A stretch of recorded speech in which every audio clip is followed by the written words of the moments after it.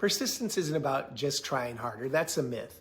It's more like mixing a precise chemical cocktail in your brain.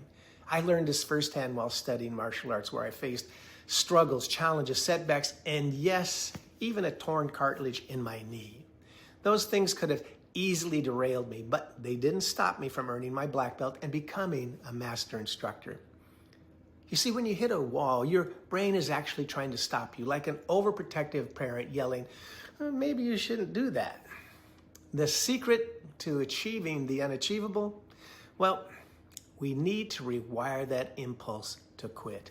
Hi, I'm Will D., college professor and longtime martial artist, and today we're talking about why persistence is less about grit and more about some clever brain hacks you can start using right now.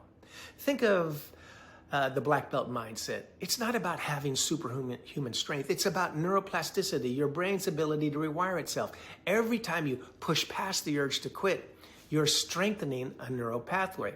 So that stubborn, I'm not giving up attitude, it's not just willpower. It's your brain literally building a mental muscle.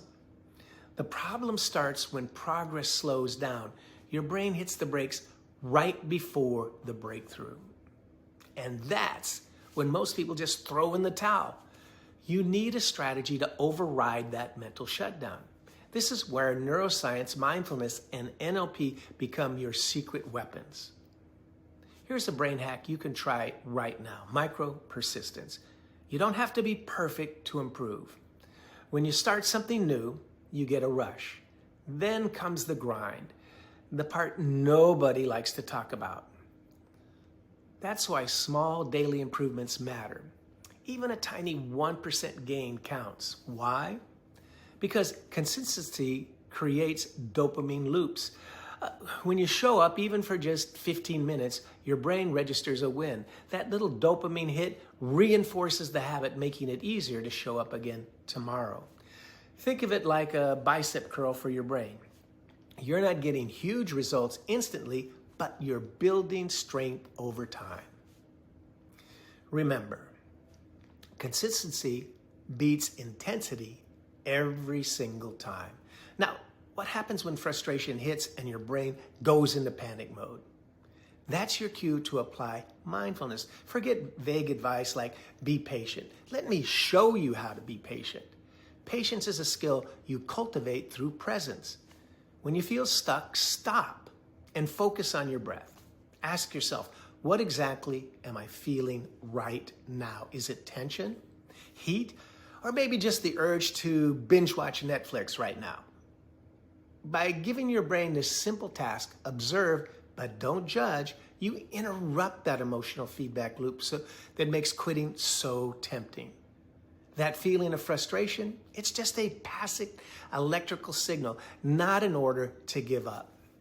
Next up, NLP for goal rewiring, a fancy way of saying make your goals feel real and friendly to your subconscious. Let's say you want to learn to play the guitar. Now, you need to set a specific goal. Maybe it's mastering Bob Dylan's classic Knocking on Heaven's Door or Sweet Home Alabama by Leonard Skinner by the end of the year. And here's the trick. Don't just set it as a deadline or a task. Imagine what success looks like through all of your senses. What will you see, hear, and feel when you finally nail those chords?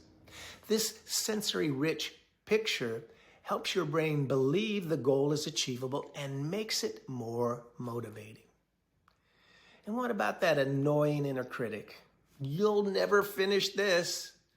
Give that voice a funny accent or imagine it shrinking down into a tiny box.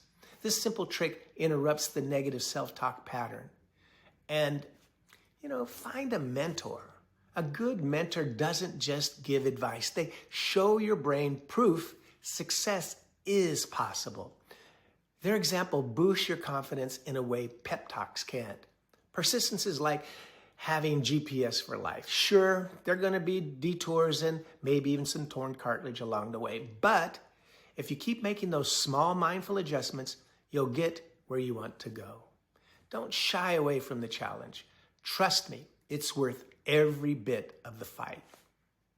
And if you want more strategies that build on this, more flow hacks that use mindfulness and neuroscience, as well as mindfulness tools together, subscribe right now. This exercise was just step one, and future sessions will expand your toolkit. Until the next time, this is Will Deek wishing you only success. And remember, flow can become your default setting. Practice daily, hit subscribe, and I'll see you in the next one.